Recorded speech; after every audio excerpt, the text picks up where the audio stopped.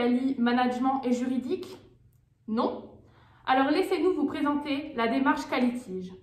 En effet, le management et le juridique sont deux fonctions qui ne communiquent jamais. Qualitige est donc une démarche innovante qui produit du management de la qualité par l'analyse des conflits. Alors je vais laisser la parole à Monsieur Turquet, qui est naturellement la meilleure personne pour répondre à toutes nos questions. Bonjour Emma, bonjour à tous. Quelles sont vos questions? Alors, quand et pourquoi avez-vous créé Qualitige? Alors la société Qualitige, je l'ai créée en 2012, après une longue carrière de salarié. C'est une société que j'ai créée en tirant les enseignements de mon expérience passée de salarié, notamment de ma dernière expérience précédant la création de l'entreprise, où j'ai pu observer toutes les dérives de management et toutes les incidences que peut avoir le manque de connaissances juridiques des managers. Quand je dis le manque de connaissances juridiques, ce n'est pas le manque de connaissances tel que peut l'apporter un avocat, mais c'est le manque de connaissances des liens qui existent entre le management et le droit. Et ça, l'avocat ne le fait pas. D'accord. À quel type de clientèle vous adressez-vous? Alors ça, c'est toujours la grande question. Comme on dit dans le marketing digital aujourd'hui, mon avatar, c'est-à-dire mon client idéal, ce serait plutôt le dirigeant de PME. Le dirigeant de PME, tout secteur d'activité, peu importe, mais le service s'adresse plutôt aux dirigeants de PME parce que le dirigeant de PME est souvent amené à découvrir le management ou le juridique sur le tard, n'a pas toutes les connaissances managériales et juridiques, et c'est là que je peux intervenir pour l'accompagner dans son management avec un œil juridique. D'accord. Pouvez-vous nous définir le problème du client et comment vous pouvez apporter la solution à ce problème? Alors le problème du client, je l'ai un petit peu déjà évoqué, c'est que je me suis rendu compte que souvent les entreprises prennent des actions de management sans en mesurer toujours la portée juridique. Ça, je dirais, c'est une approche qu'on pourrait appeler préventive. De la même manière, quand on analyse des décisions de justice, particulièrement les décisions au niveau de la Cour de cassation, on se rend compte que dans les histoires qui sont racontées dans les jugements, tels qu'on peut les trouver sur Légifrance ou sur doctrine.fr, ce sont, derrière les histoires qui sont racontées, ce sont des défaillances du management qui ont produit de la situation litigieuse, de la situation contentieuse pour l'entreprise. Et là, on a une démarche différente de la précédente. On a une démarche, cette fois-ci, d'action corrective pour corriger ce qui a conduit l'entreprise dans la situation litigieuse. Donc on a deux types d'approches.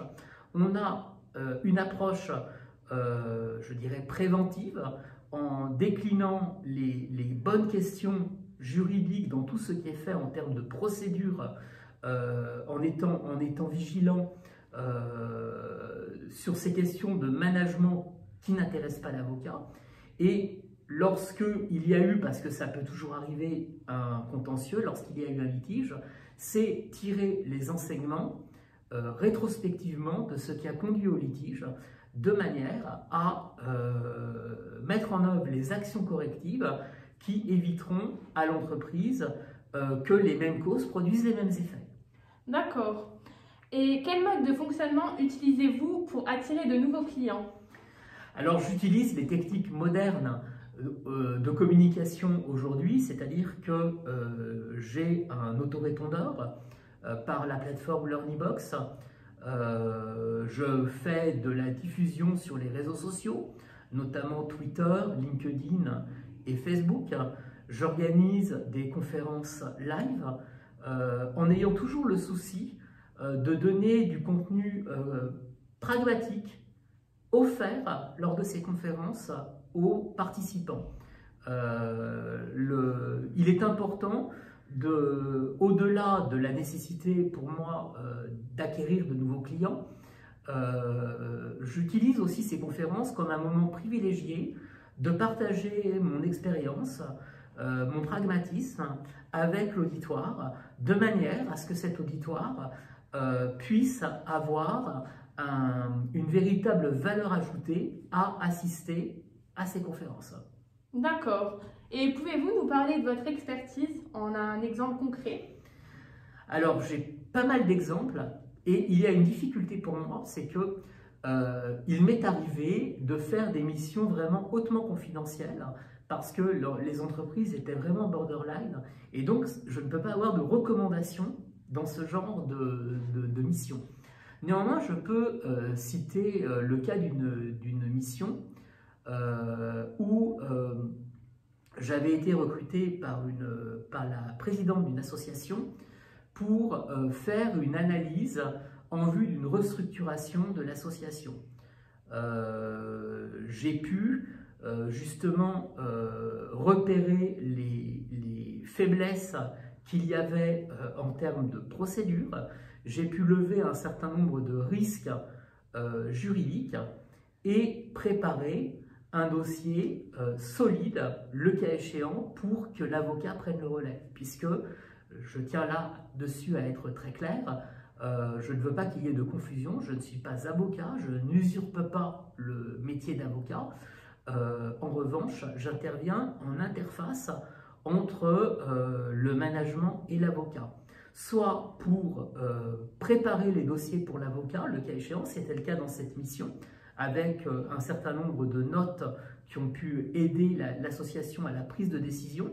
Après, je peux intervenir pour être l'interlocuteur de l'avocat pour travailler les pièces, pour sélectionner les pièces, pour freiner le client, parce que parfois, les avocats se trouvent très mis à mal lorsque le client ne dit pas tout.